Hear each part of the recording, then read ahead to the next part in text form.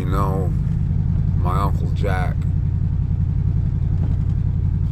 the guy I've mentioned before, was the only honorable man that I knew growing up. What I knowed of him, I loved him. He was like a dad to me. But I was a kid and a child. And I mean, how much could I possibly have known him truly? What I saw, what he showed me was honorable, and it was love. But there was something he used to say. He used to say, some people, son, wouldn't pay a nickel to watch a grasshopper eat a bale of hay. And he was talking about people that hired him. And I've said that about people that's hired me in the past. But it reminds me right now of these people who just refuse to acknowledge what's going on. And you could tell them, like, give me that nickel. And see this little grasshopper I got? And see this big bale of hay I got? You think he could eat this bale of hay? Like 10 minutes? 5 minutes? I tell you what, I'll record it at home. And I'll let you watch it at like 10 times speed or whatever. So you ain't got to waste 10 minutes of your time. It'll only take 20 seconds, but you can watch this grasshopper eat a bale of hay. Just give me that nickel. Nope. But they'll go give a ton of money to a preacher, leading them straight to hell, lying to them, feeding them full of bullshit. And those people that I'm talking about, and yeah, I'm talking about them. You can say that if you want. Those people would probably say, how dare you? You better not talk about a man of God like that. Oh my gosh, you're gonna go to hell. What am I supposed to do? If a man's leading you to hell, am I supposed to be like, oh, that man of God I shouldn't talk about that's leading you to hell? How am I supposed to tell you? I don't know.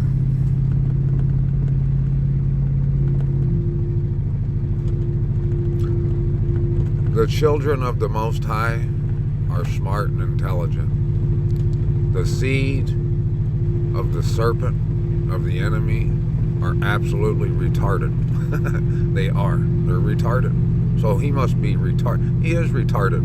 Yeah, sure, he's a mad genius. And he can do some shit that's just mind-blowing.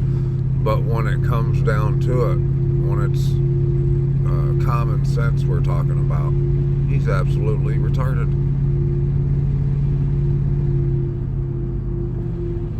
And there's things like, he don't try to hide much. Like most of the stuff he says and does, he rubs it in my face. But there are things that he does try to hide that I can see from miles away. But as far as what he puts out there and shows me, I want to tell you about one thing I was meaning to tell y'all before. But on the TV, he talks to us. If you haven't noticed, the enemy, Satan. And there's levels to that shit. And not just saying this, but it's the truth. I'm like on expert level, for real. Like there's levels, like the first level, the rookie level of watching television, the image of the beast, is, and it's all, every level you're on, it's to kill you, pretty much, and laugh at you and mock you. But the first level, rookie level, is you see what's on it and you just buy it, and it tempts you. Like you see a McDonald's commercial for a cheeseburger. Now you're hungry. You weren't hungry a minute ago. Now you're hungry and you want a cheeseburger, and you might drive 50 miles to the closest McDonald's to get it. And it could be human, for all you know. That's the first level. You see it, and it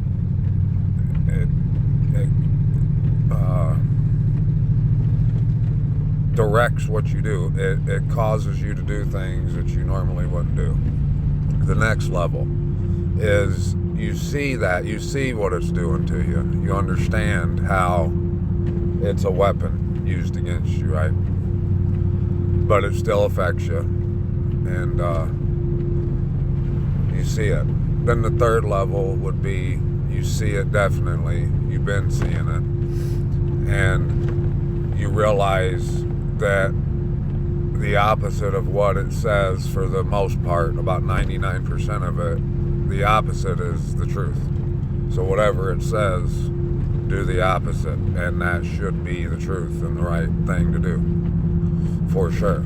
And you see the little hidden messages and the symbols and signs, and then you get to the expert level, and you listen to him talk to you, mocking you and laughing at you.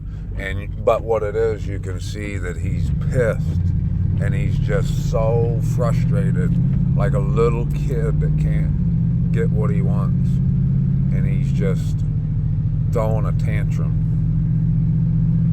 And he'll talk to you, and like, I know this probably doesn't happen, maybe, but it's like if he knows you're in front of a television, he is the prince of the air, but if he knows you're in front of it, he'll start sending things to you, like, you know, like whatever you're thinking about, he'll hit that, he'll play to that.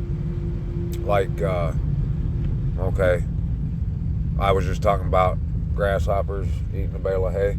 I could walk in front of a television right now, and something commercial could come on there and be like, don't you wish you could have a grasshopper that could eat a whole bale of hay? Call 144. You will lose. Don't forget. Call 144-855-3962, because you will lose. Are you sick of losing and being sick? Are you a child of, stuff like that? That's how he does it. And usually when he says or mentions 144, it's got something to do with dying or losing. And when he mentions 33, 23, any of those numbers, 119, 19, the numbers he loves, it's all about winning and stuff. But then you see how he's losing. It's so retarded. It really is. And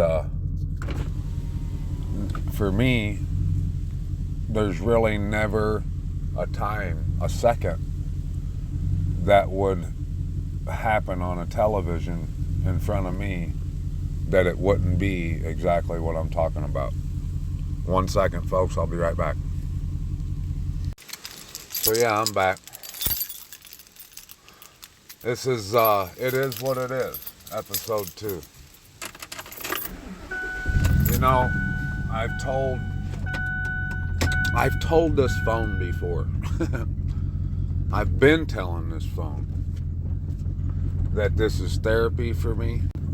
Y'all know there ain't a soul within a 1,000-mile range of me that I could talk to about reality.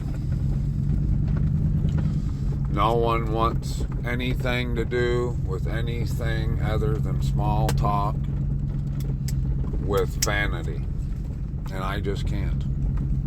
But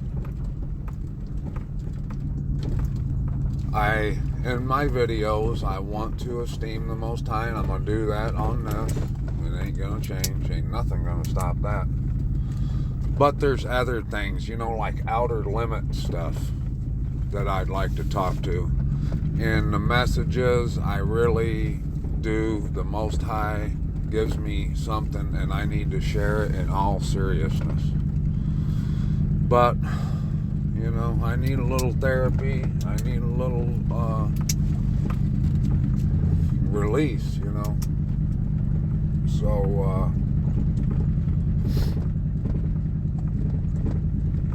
it is what it is. And, you know, if you wanna hear what it is from me, I don't see why you would.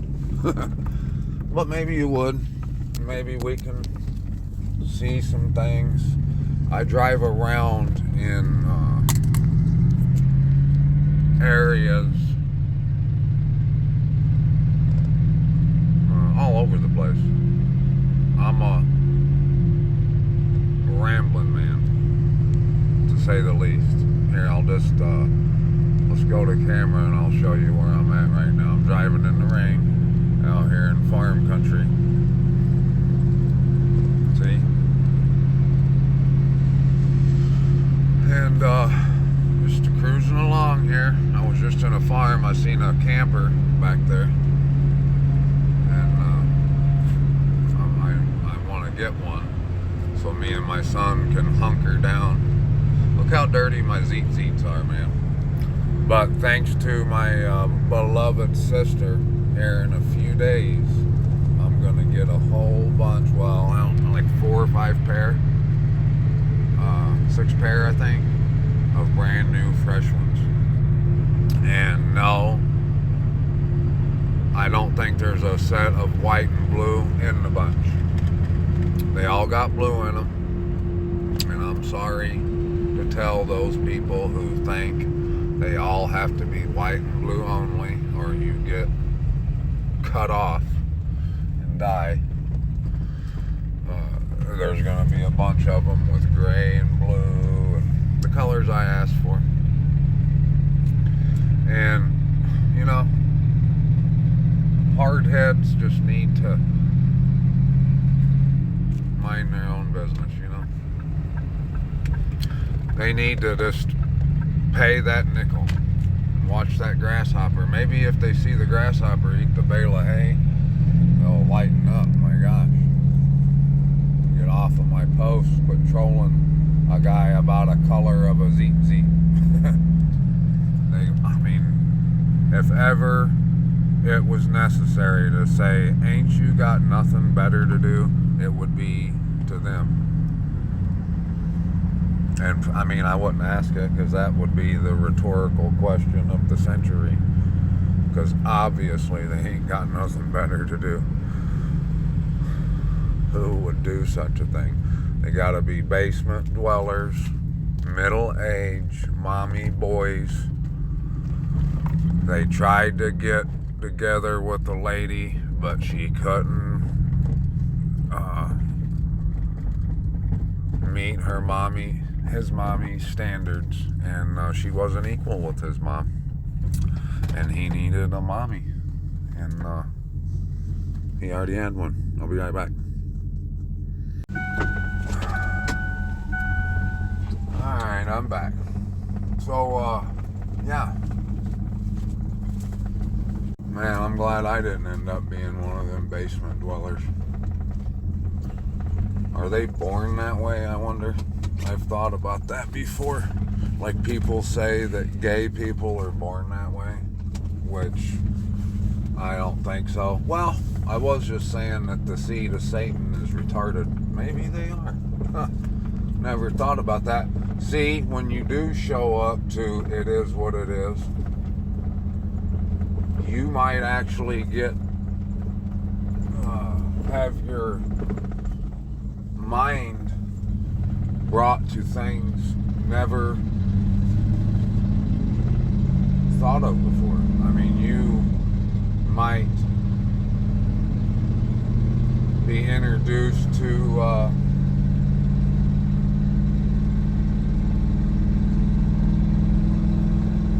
mind-bending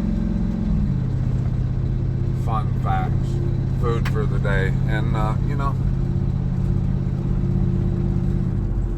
good things, good stuff, you know. Grasshoppers eating bales of hay kind of stuff.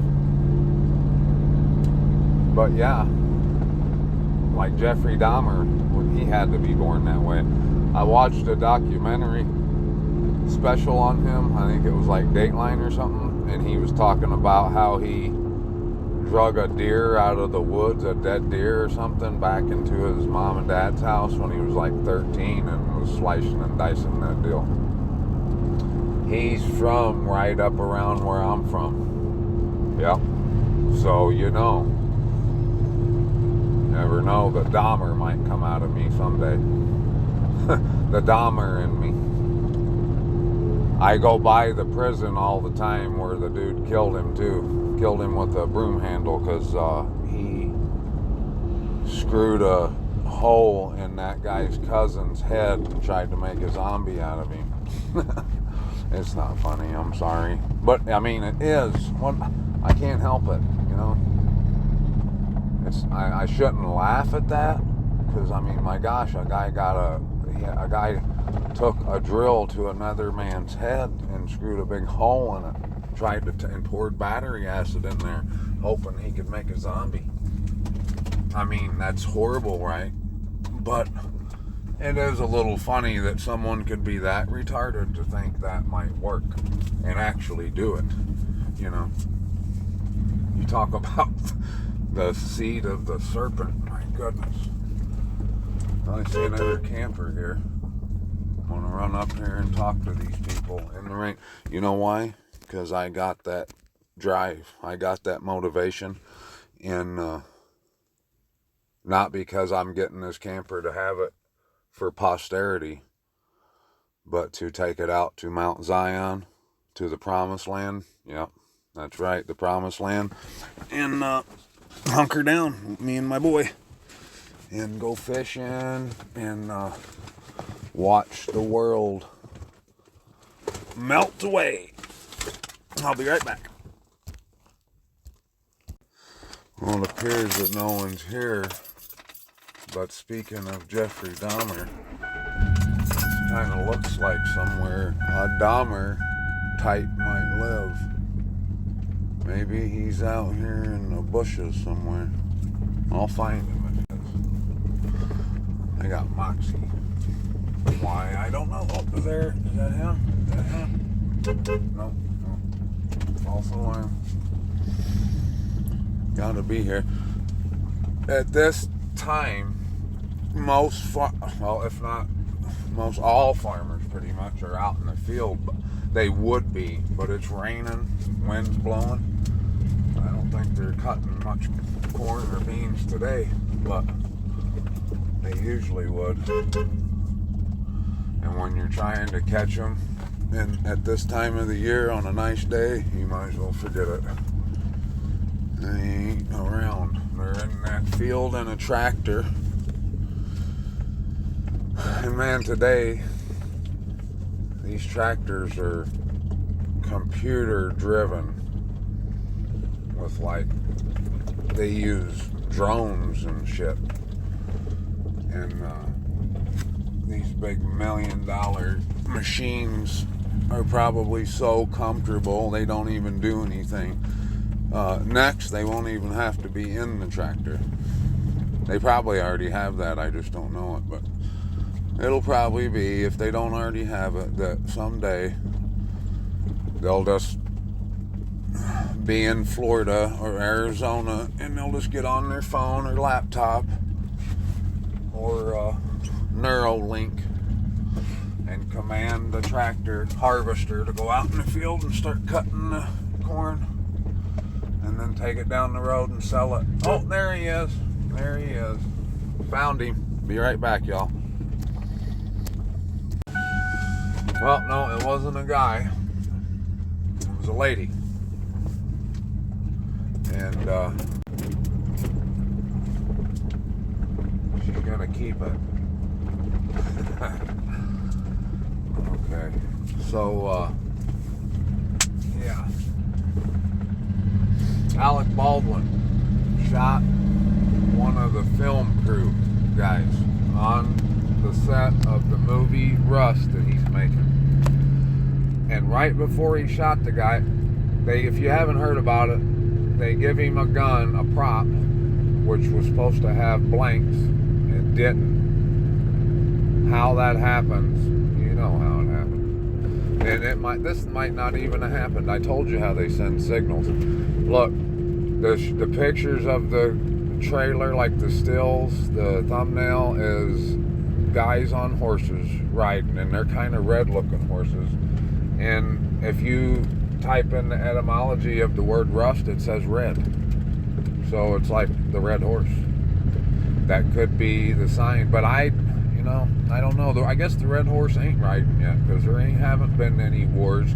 However, let's look at that real quick. The Greek words that John used, Yachanan, I never can pronounce his name right in Hebrew. What is it? Yohanan? Yahachanan. The words he used could be completely different than what we think. That the word bow, when it says the rider on the white horse was given a bow, that means a toxin. That word is toxin. So let's see, what did I just say? The red horse. Red horse or riding. Here we go. Okay. Zechariah? What? Yeah, you know better. That should have been Revelations for sure. Popped up first. And another horse, fiery red, went out, and it was given to the one who sat on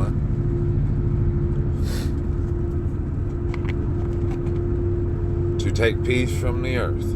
I mean, peace has been taken from the earth, and that they should slay one another, and a great sword was given them. You could say that. I mean, people's been getting slayed, and you could say one another, these nurses and doctors, they're slaying. It doesn't say that they intentionally slayed like they knew it, even though some of them more than likely do know. They're being the cause of people being slayed.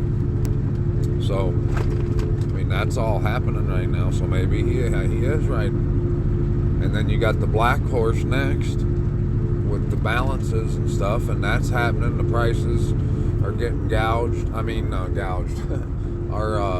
Inflation is happening. They're talking that the price per barrel of crude oil is going to be like what they say. I don't even know, like $800. I don't know, $100 or something. I don't know. All kinds of stuff. Let me see. So, where was I at here? Let's see one another. And a great sword was given to him. And I heard a voice in the midst of him, a measure. Hold on. Okay. And when he opened the third seal, I heard the third living creature say, "Come and see." And I looked and saw a black horse, and he who sat on it holding a pair of scales in his hand. We'll see what this little note is. See Zechariah 6:2. Okay, we'll see that in a minute. We'll look. He had a pair of scales in his hand. Scales, like, let's see. Let's do this, okay? This is how we're going to do it. We're going to go back to Google. We might even go to DuckDuckGo. Who knows? And we're going to type in. Let's see. I'll just try to say it. Let's see what happens. I've never spoke into the search bar while recording the video, because I was worried something might happen, but let's try it. What Greek? No. Okay. Looks like I'm going to have to type it. Okay. What Greek word was used for scales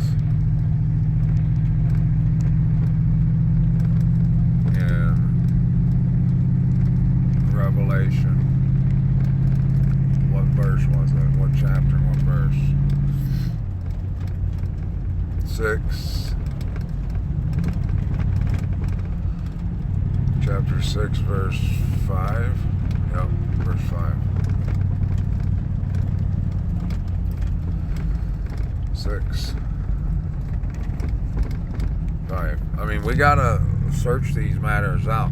I mean, talk about the necessity for being a Berean. I mean, that time has been here. These people that want you to shut up and just come have a ball with them, have a party, and if you can't, you must die. They would never dream of doing searches like this. When he broke the third seal, okay. Zagun, pair of scales, translates the Greek word zugon. See, now I've never heard of that. Have you ever heard of that? Which literally means yoke, as in a yoke of oxen, a yoke of bondage. There we go. He had a yoke of bondage in his hand. Let's go back and see what it says after that now.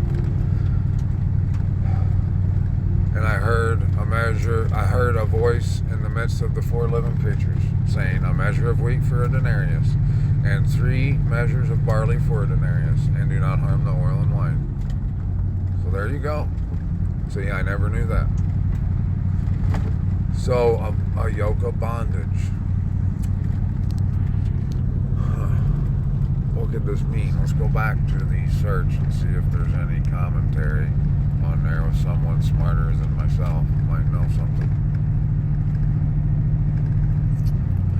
Used for skakes.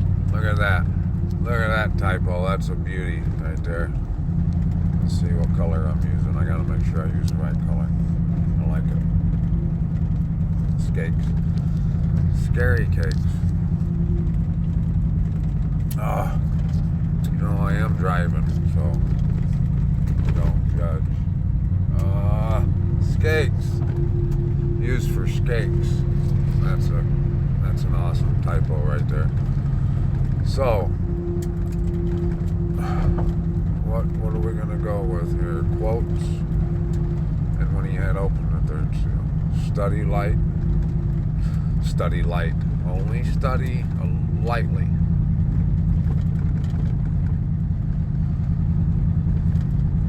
And you go on the Christian ones, like the average Christian thing, like they're way off, don't have a clue, and they don't want you to have a clue. Right here, look, let's see. Word Center Ministries. I wait for the, see the LORD, that's usually a good sign of what they are and who they are.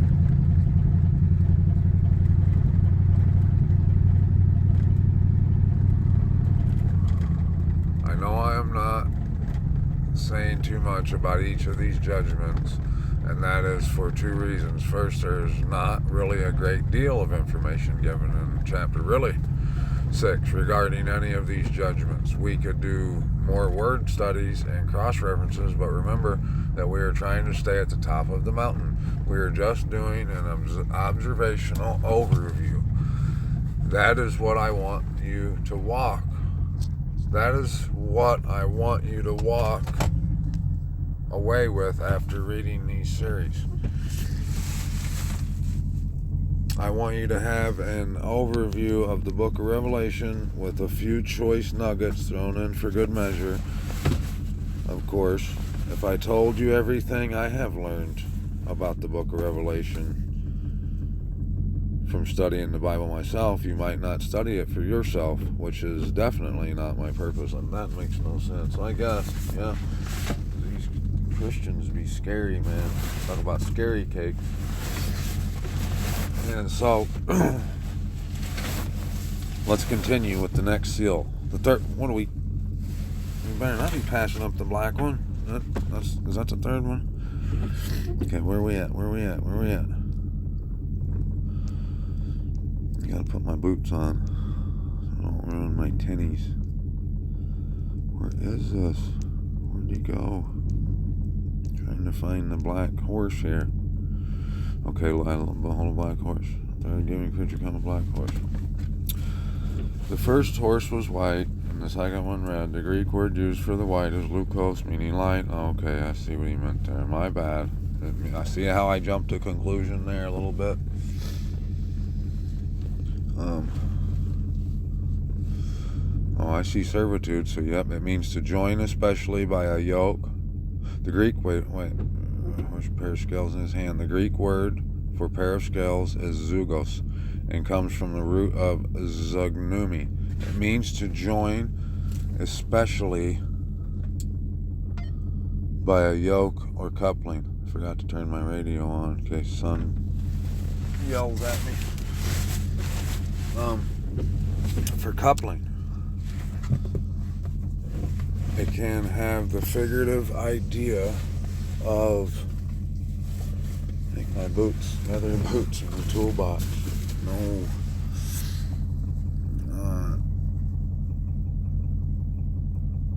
It can have the figurative idea of servitude as in a law or obligation. It can also refer literally to the beam of a balance, as in the connection of a pair of scales. Does John hear a voice or something like a voice? Where does the sound come from? It comes from the center of the four living creatures, so it doesn't appear that it is coming from any of the four living creatures, does it? Where were the four living creatures? They were around the throne. Who then might be speaking? You know, that's something I've been wanting to talk about too, that there's places in there, in Revelation, where Yahuwah speaks, and people will tell you that that's Yahusha. There'll be times Yahusha speaks, and they'll tell you that that is Yahuwah, and then they're mixed up. I'll show you one day. We maybe can get to it today, I don't know.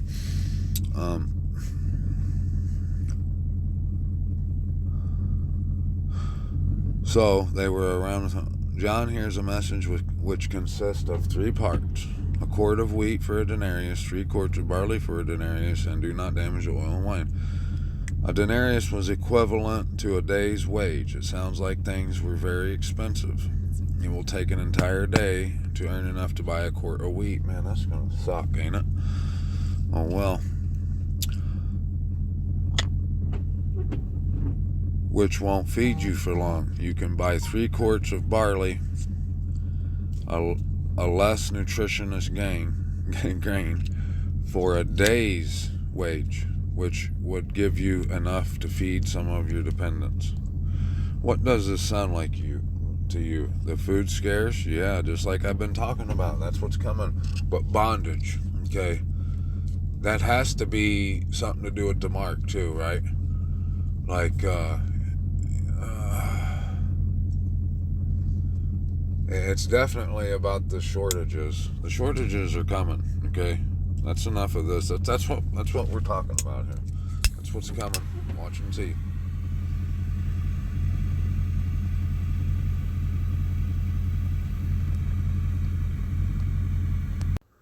I had to get out and look in the toolbox for my other boot, but it wasn't in there. And look, I've never claimed to be anything. Here it is. Especially organized. No. I'm a good dancer, though. I did tell you all that. I won't deny that I can cut a rug with the best of them. Kind of like John Travolta. When he's 75 and drunk.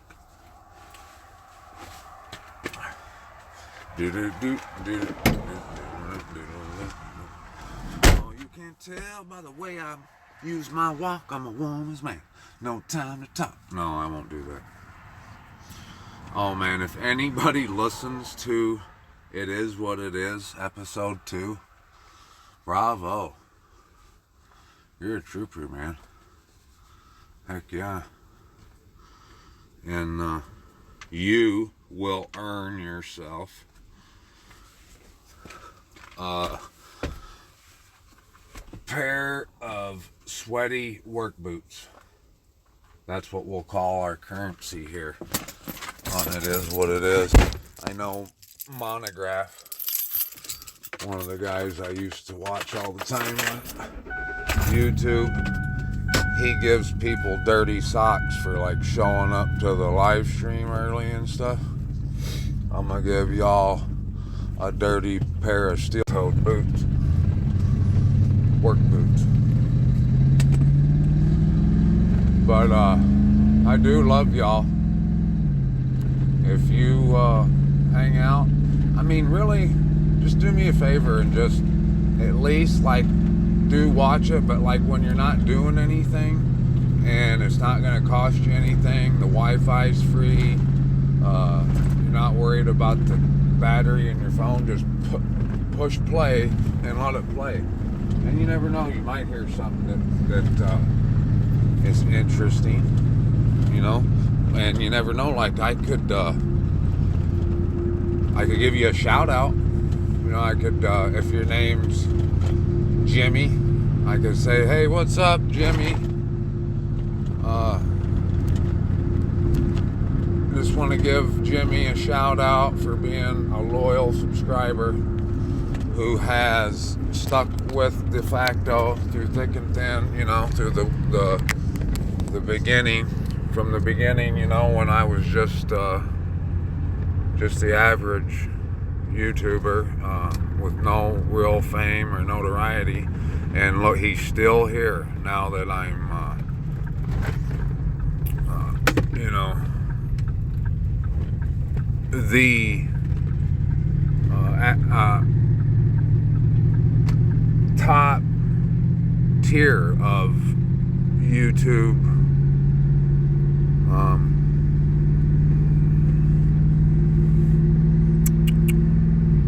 You know what I'm talking about. I'm kind of a big deal. USDA issues urgent meat recall, so throw it away if you have any.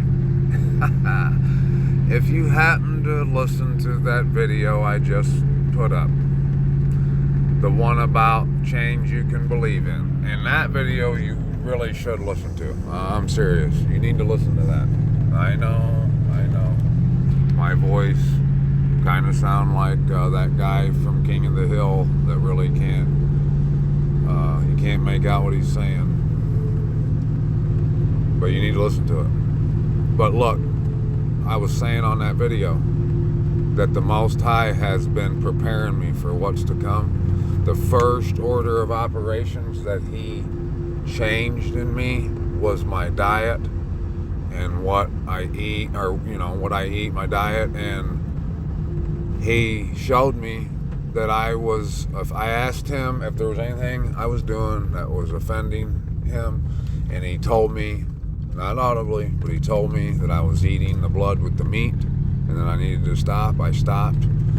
Haven't ate it since. It's been almost 2 years. And look, and every day I get reminded, and I get to see, and I get to see how he has been preparing me, getting me ready for all the things that were about to happen and that are going to happen. And he said that he would do that in that second Esdras. Let's go back to that. Let's go to it.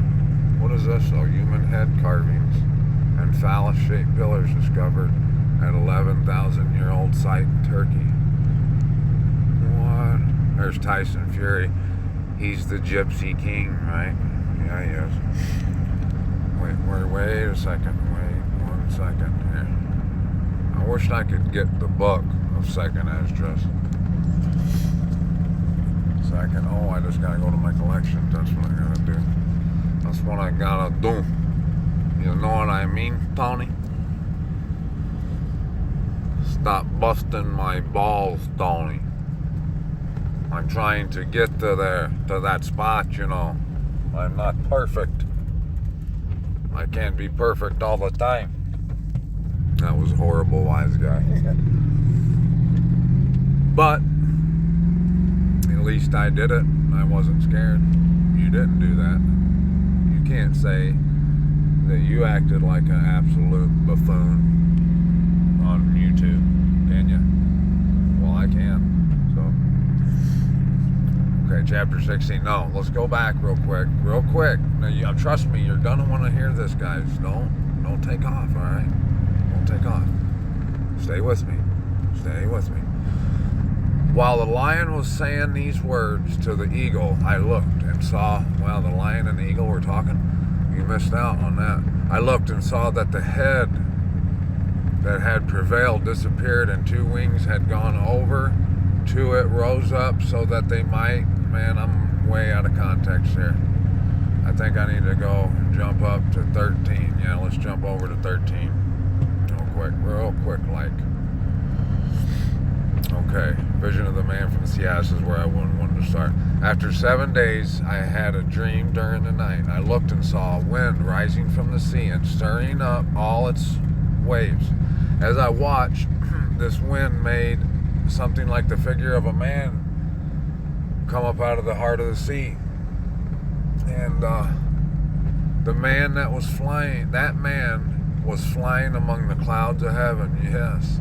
Wherever he turned his face to look, everything that fell under his gaze trembled. That's right. Wherever an utterance came from his mouth, all who heard his voice melted as wax melts when it feels that fire, baby. Yeah, you know it's true. Y'all in opposition to my Father and his Son, man, you guys are going to get your butt severely whooped. Okay, where did I stop? I kept watching these things, and an innumerable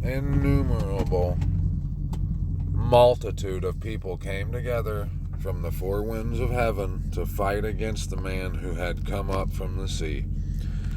I watched as he carved a great mountain for himself and flew on to it. Wow, I never seen this part before. I tried to see I'd have been trying too. Where's the popcorn? I mean, I'd have been watching too, you know. You would have too. Like, you talk about an MMA fight. My gosh. I tried to see the region or place from which the mountain was carved, but I couldn't. After this, I looked, and I saw that all who had gathered to do the battle, I already know, against him were sorely afraid, yet they dared to fight. That's because they're retarded.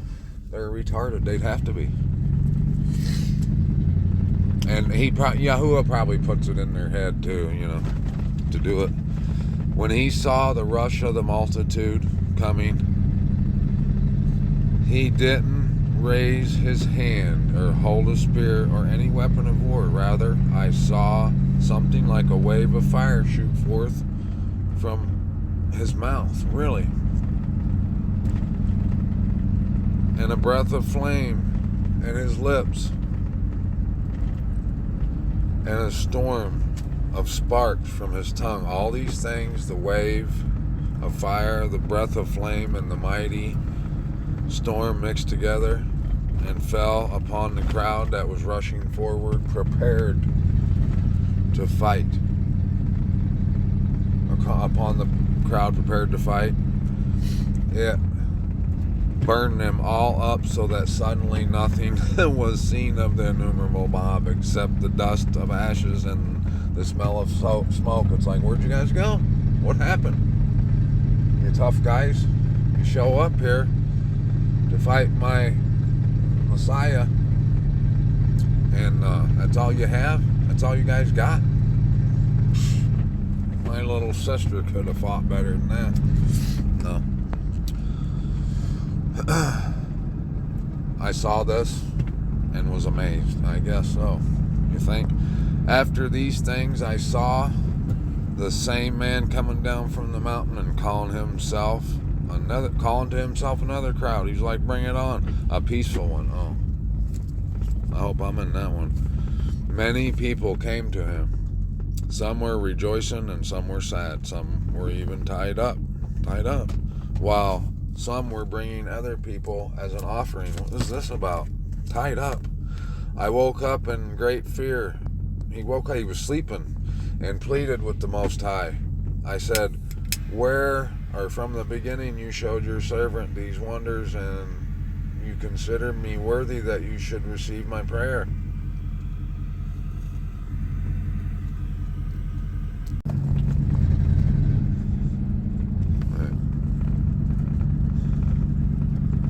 from the beginning you showed your servant these wonders, and you considered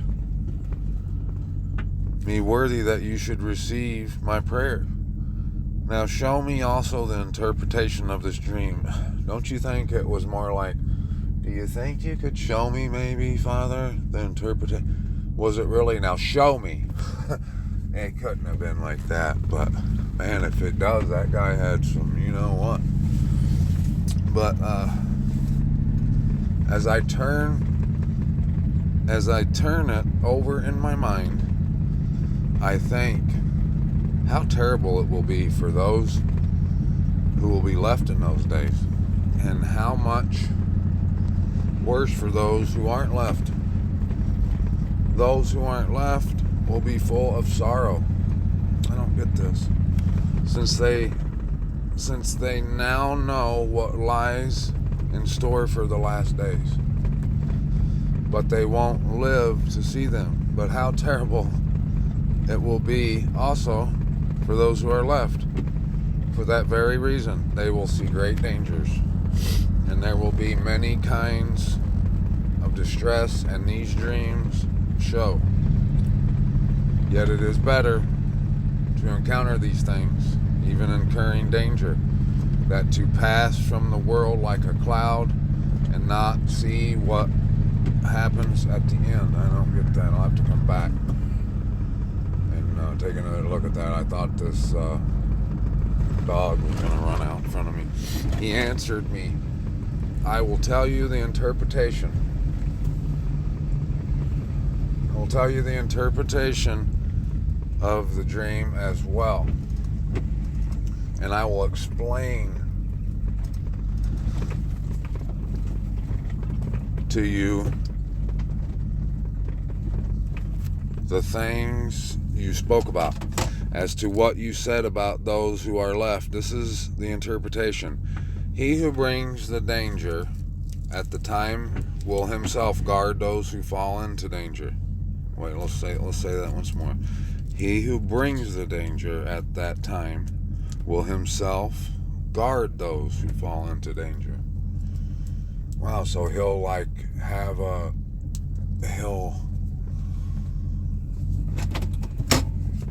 he'll change his mind, like he'll have a whatever. He'll be wanting to kill some people, and he'll have a change of heart. That's what I was looking for. Who have works and faith in the most mighty one. Know therefore that those who are left enjoy great privilege than those who have died. Now this is talked about in Revelations, the same thing. The interpretations of the vision are as follows.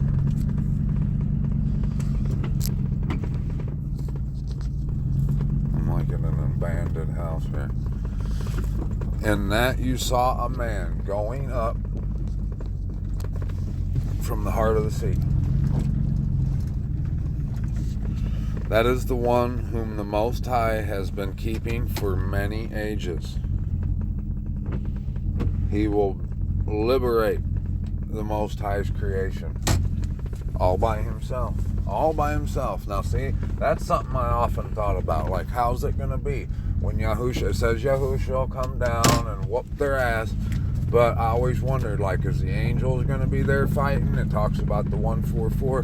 What are they going to be doing? Are they going to be swinging their swords? Is Yahuwah going to come down and just smash a mud hole in someone's ass?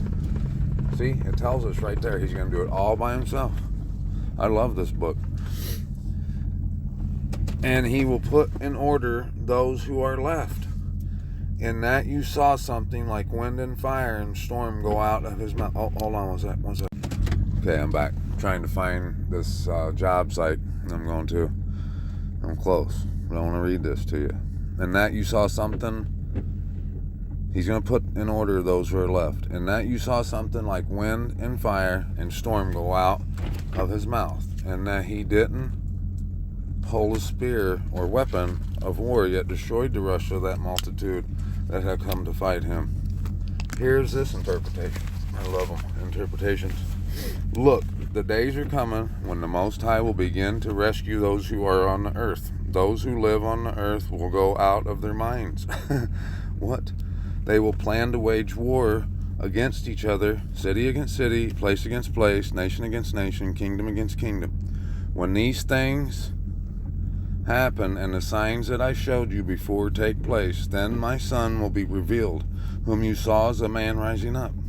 When all the nations hear his voice, then each one will leave its own region and will leave off the wars they were waging against each other. An innumerable mob will be gathered together, as you saw. And this is something else I think about. When it says an innumerable number, like in Revelations, do you think it really is like that big? Or it was just, there was no way he could even come close? Like, that's what I've always been told. Like, it says this number was like 500 million. But then this multitude, the number of which was uncountable. Like, do you really think it was, or it was just, I don't know, wanting to come and fight against him? But he will take his stand on the summit of Mount Zion. Zion will come and will appear to all, built and ready, as you saw a mountain carved without hands. My Son himself will indict the assembled nations for their impious deeds. These things were indicated by the storm. He will scold them for their evil plans, and reveal the torments with which they are about to be tortured. They're going to be tortured. These things correspond to the flame. He will destroy them without effort by the law, which was indicated by the fire. As to the fact that you saw him collecting to himself another peaceful multitude, these are the 10 tribes that were taken captive from their land in the days of King Hoshea, whom King Shalmaneser of the Assyrians took across the river as a captive. They were taken into another land, but they made this plan for themselves. Here we go. I remember this. Look at this. Listen up. Listen to this. They made this plan for themselves, that they would leave the multitude of the nations and go into a more remote region where the human race had never lived. There they would be able to observe their customs, which they hadn't kept in their own region. They went in through the narrow passages of the Euphrates River. Then, and notice we're at 44, then the Most High gave them signs and stopped the flow of the river until they had passed. They made a long journey through that region for a year and a half, and the region is called Arzareth. They lived there until the last time, and now they begin again to return. The Most High will once again stop the flow of the river, so this isn't Moses and the Red Sea. This is something completely different. Or I'm pretty sure it's not Joshua and Caleb and them crossing the Jordan. I don't think so. The Most High will once again stop the flow of the river, and they can cross, make up. These people make up the multitude gathered in peace, along with those who are left of your people, who are found within my holy boundaries. Then when he begins to destroy the multitude of the nations that are gathered, he will protect the people who have survived. Then he will show them many more signs. Okay, let's think about this. Let's break this down. They went across to the river into a place where people had never lived, across the Euphrates, so they could do their thing.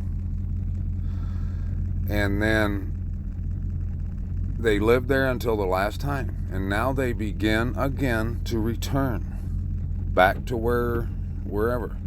The Most High will once again stop the flow of the river so that they can cross. These people make up the multitude gathered in peace, along with those who are left of your people, who are found within my holy boundaries. So, that has to mean that the place where the people hadn't lived, the human race, is his boundaries, is his land, right? Pretty sure. Along with those who are left of your people who are found within my boundaries.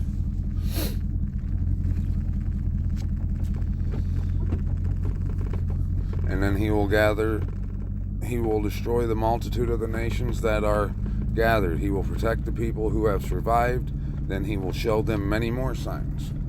I said, Supreme Most High, show me why I saw a man rising up from the heart of the sea. He said to me, just as no one can seek out or know what is in the depth of the sea, so no one on earth can see my Son or those who are with him, except in that time when his day has come. This is the interpretation of the dream that you saw, which has enlightened you alone of all people. You have abandoned your own affairs and occupied yourself with mine. That's really what I have done. And you have sought out my law. You have given your life to wisdom and have called understanding your mother. Because of this, I have shown you these things. For you have a reward with the Most High. After 3 days, I will tell you more and explain to you weighty and wonderful things. I went out from there into a large field, glorifying and praising the Most High for the wonders he performed over time. And because he governs the times and all that comes about in its time, I stayed there for 3 days. You know what? If I ever boast, I am going to boast in Yahuwah and esteem Yahuwah. He who gives esteem, he who esteems, let him esteem in Abba Yahuwah. Look, he has shown me things that are remarkable, outstanding. He showed me what the tree in the garden was. And I have never heard anyone talk about it being what I said it, what he showed me it was.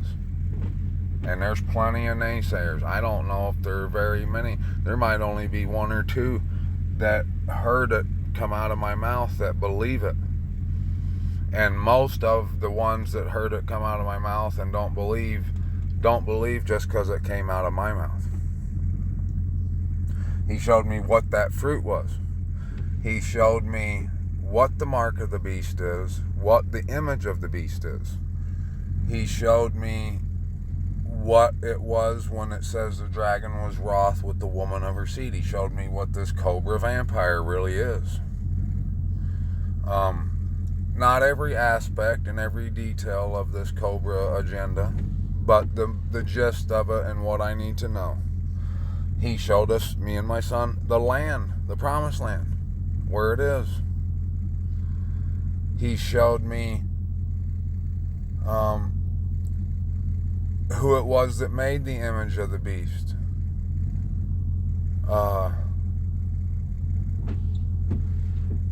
Those things are unbelievably amazing.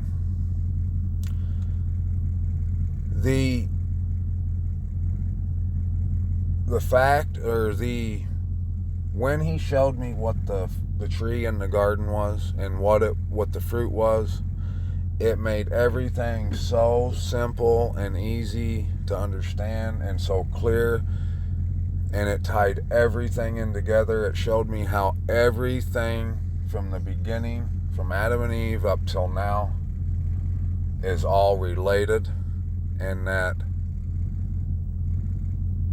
the key to it it's in everyone's reach, and you can grab it and take it and win and have success and go on and live with him if you want it. And before, it just seemed like such an obstacle course, like there's all kinds of things you got to do, and it's not the typical conventional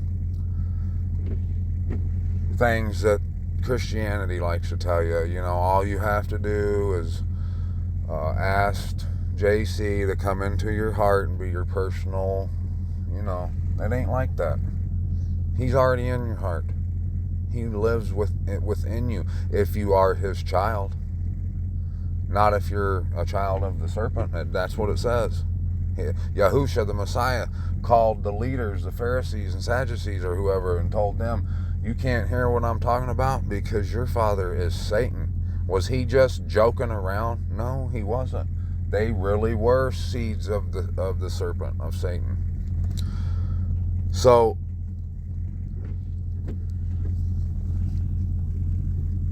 the people that don't hear me out when I relay what the Most High has shared with me, I mean, seriously, y'all. He showed me what the tree in the garden was. People for thousands of years have been scratching their head and debating on what that is. I've heard all kinds of theories. He showed me exactly what it is. Why did he show me? Most people will say, there's no way, he ain't gonna show him. Look what he does. I smoke cigarettes. I haven't drank in a while, a couple, 2 or 3 months. But every once in a while, I might have a 6-pack of beer. I don't get drunk, but I might have a 6-pack of beer and just be laughing and make you laugh or something. You know what I mean? Or I haven't had a girlfriend in a while, but, up till about 2 years ago, you just didn't know. There was no telling. There was no telling what I might do. You know what I mean? I could have a different one every week. It's just, I'm not even, I don't even want to talk about it, but seriously, praise Abba, he took those parts of my brain that drove me to do such things out. But that's why they can't believe that he would show me. But you know why? Just like he tells us why he showed Esdras here. He said, this is the interpretation of the dream that you saw, which has enlightened you alone of all people. You have abandoned your own affairs and occupied yourself with mine. That's what I've done. I did it. I used to be, I had Bibles all growing up. I would read them whenever I needed something. If someone preached at me, it irked me and just worked every nerve in my body, and I wanted to run away or hit them over the head. Something sparked inside of me one day, and I love the word and can't get enough, and I just want to just swim in it. He says, and you have sought out my law. I have. I love it. I delight in the Torah. It offends me and pisses me off when I see it referred to as the law, because I know that that's incorrect. It's the commandments, instructions, and we ought to follow them. But the word law just does it such a disservice to those people. But I used to think that, and that's true, but if anyone doesn't get it, they've just, it is what it is. You have given your life to wisdom. I have. I want wisdom. I seek it. I look for it. I want to be able to use it every time I do something. And have called understanding your mother. I have. Because of this, I have shown you these things. See? For you have a reward with the Most High. So, these people that don't want to believe it because it comes from me because of all the stuff I've done, and I could tell them that. I could say, well, it's because I've done all this. And they would say, no, because you've still done this. Okay. Show me one person that might do all those things, that might concern themselves, might forget about their own affairs and start concerning themselves with the Most High's affairs. Anyone that could do that, that's capable of doing it or willing, Show me one without mistake, without sin. There is none. And they want to try. These are the same people that'll tell you all sins are equal in the eyes of the Lord. They'll tell you that. But they'll try to act like mine are way worse, like an abomination because I slept with someone out of wedlock. It was when I did it, but I haven't done anything like that. But I tell you what, though, I've never had hatred for my brother. I've never plotted and deceived to spill anyone's blood like that. I've never slept with someone's wife and made a hobby out of it. I've never done it, for one thing. I've always been, when I tell you people look at me like an alien, I've told them no. I've told people's wives, men, buddies of mine, you're stupid, you're crazy, ain't never gonna happen. I've actually stuck my hand up and said, hold up, and they can't figure it out because they're so used to these men that are all on them. They can't and it sucks because it's made them try even harder and more, and I kind of knew that, every time that it happened, I kind of knew before it happened that that's what was going to happen. It is what it is. But it doesn't matter. The last time it happened, my quote-unquote buddy, his girlfriend chased me around their couch. And I got away. But the things they do, these people that just would never fathom that I could be shown things from the Most High. So when I tell them when I tried to share them, man, the Most High showed me what the tree in the garden was. They was never going to believe that. Because they're like, David thinks that God showed him, He don't even go to church. You know what I mean?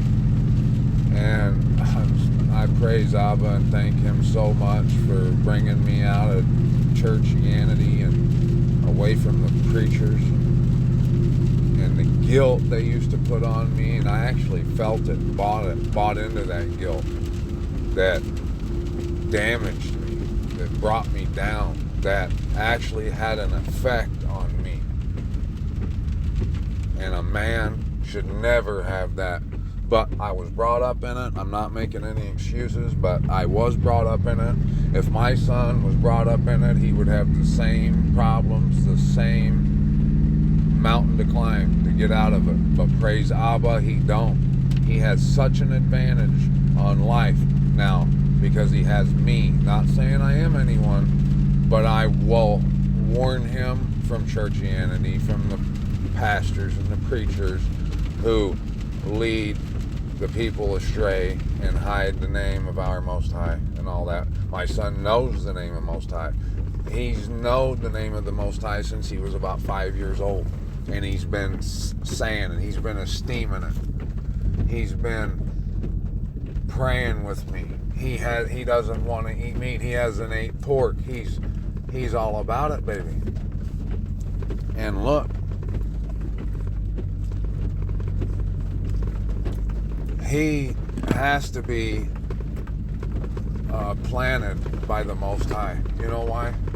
Because what little children have got that advantage?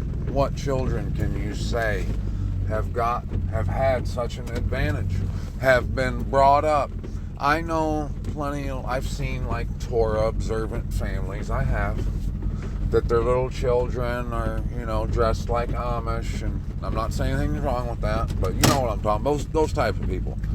But, most of those families, I ain't gonna lie, I'm not gonna sugarcoat that a lot of them are weird people. They really are.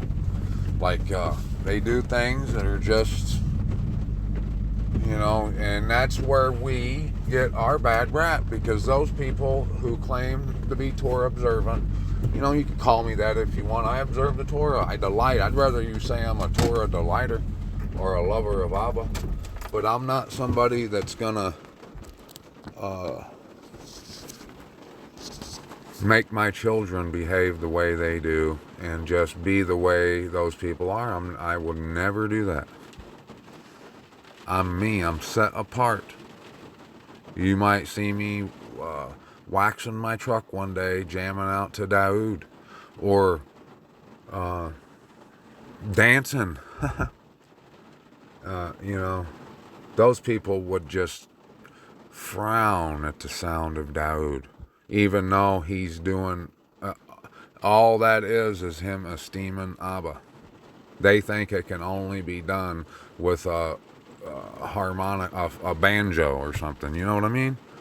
It's just they are what Yahusha came to get rid of, was that mentality that you gotta have everything just perfect. That's why he said you worry about the outside of the cup, but when the inside is just full of worms and maggots and filthiness.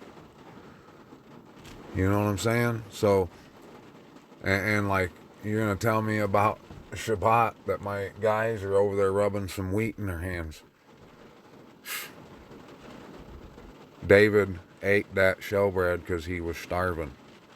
Abba, if you asked Abba that, if you're David, okay, the beloved of the Most High, after his own heart, and you journey to get there and you're starving and there's the showbread and you're sitting there and you're not eating it, and then you ask the Most High, you tell the Most High, say the Most High says, why don't you eat that bread? And he's like, well, that's the showbread, I can't eat it. I mean, I just envision Yahuwah going, psh, smacking him and being like, man, eat that bread, are you crazy? This is reality, son. Yes, I don't want y'all eating the showbread, that's for the priests and stuff, but right now you're starving, and it's there, you need some food, eat it. Common sense. But most of these people, there's either people that are way too soft that have no standards, or there are these people I was just mentioning that everything's a standard and they have a high bar and you ain't never gonna reach it. And the only way they look at you is straight down their nostrils. So, and people that are these soft, yellow belly Christians, they think that's what I'm going to be. They're waiting for me to come out with like a beard like an Amish or something, you know. They just don't understand how I can be the way I am. And I tell them, the truth, baby. The truth will set you free. You know why? Because it is what it is.